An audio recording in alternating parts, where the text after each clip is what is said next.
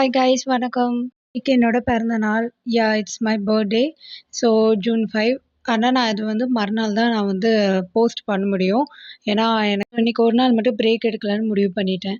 So மார்னிங்கே ஒரு walk போயிருந்தேன். ஸோ அங்கே தான் இந்த ட்ரீயை பார்த்தேன். இது வந்து நான் சின்ன வயசில் பார்த்த ட்ரீ. இது வந்து ஃபேக் நெயில்ஸ் மாதிரி வச்சு விளாடுவோம்.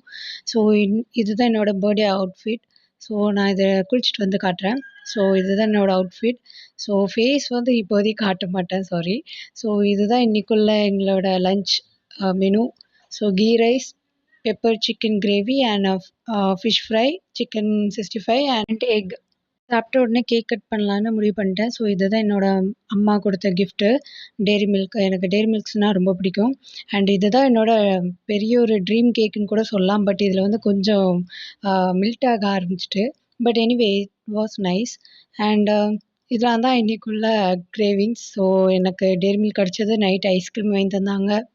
ஆனால் நைட் டின்னருக்கு வந்து ஹோட்டல் போயிட்டோம். ஸோ அதை நான் ரெக்கார்ட் பண்ணல. எனக்கு என்னன்னு தெரியல, இந்த ஃப்ளார்ஸ் வந்து எனக்கு ரொம்பவே பிடிச்சிருந்தது. லைக் ரொம்ப ஃப்ரெஷ்ஷாக இருந்தது. அதுவும் அந்த கிளைமேட்டுக்கு பார்க்கவே ரொம்ப அமேசிங்காக இருந்தது. சரின்னு சொல்லி ஃபோட்டோஸ் எடுக்க ஸ்டார்ட் பண்ணிட்டேன்.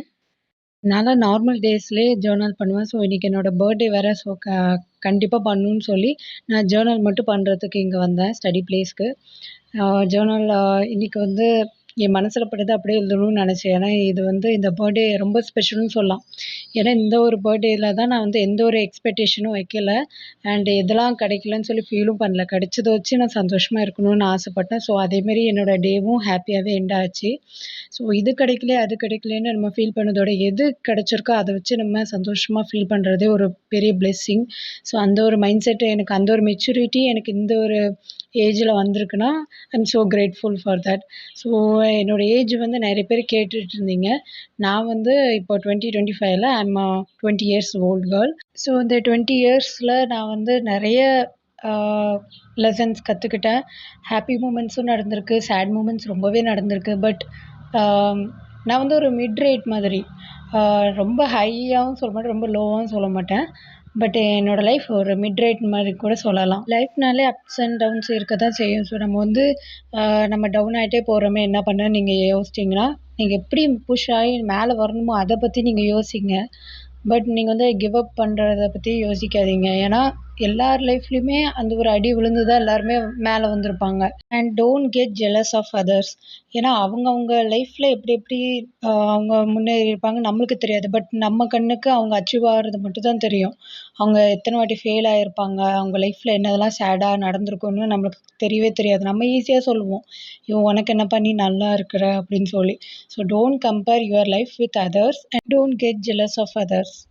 இதில் நான் இன்னொன்னும் சொல்ல விரும்புகிறேன். ஆக்சுவலாக எங்கள் தாத்தா வந்து இந்த கோட் சொல்லிக்கிட்டே இருப்பாங்க. இது வந்து தமிழில் தான் சொல்லுவாங்க. எங்களுக்கு வந்து அப்போது பெருசாக தெரியல. எங்கள் தாத்தா இறந்த பிறகு தான் எங்களுக்கு வந்து இது ஒரு பெரிய ஒரு வார்த்தையாகவும் நாங்கள் இப்போது எடுக்கிறோம். எண்ணம் போல் வாழ்க்கை அப்படின்னு சொல்லுவாங்க. வாட் இஸ் எண்ணம் போல் வாழ்க்கை? நீ என்ன நினைக்கிறியோ அதே மாதிரி வாழ்க்கை இருக்கும். ஸோ நீ வந்து பாசிட்டிவாக நினச்சனா பாசிட்டிவாக நடக்கும். யார் அவங்க வந்து கெட்டது பண்ணாலும் நீ உன் மனசாட்சிப்படி நீ உனக்கு என்ன தோணுதோ நீ அதை பண்ணு.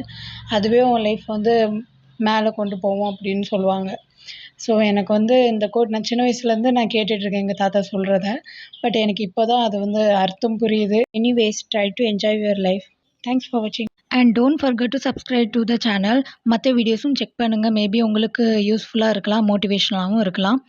அண்ட் இந்த வீடியோவை லைக் பண்ணிவிட்டு உங்கள் ஃப்ரெண்ட்ஸ்க்கும் ஷேர் பண்ணுங்கள். So that they will also get motivated and benefits. And thanks for வாட்சிங். அடுத்த வீடியோவில் பார்க்கலாம். Until then bye bye.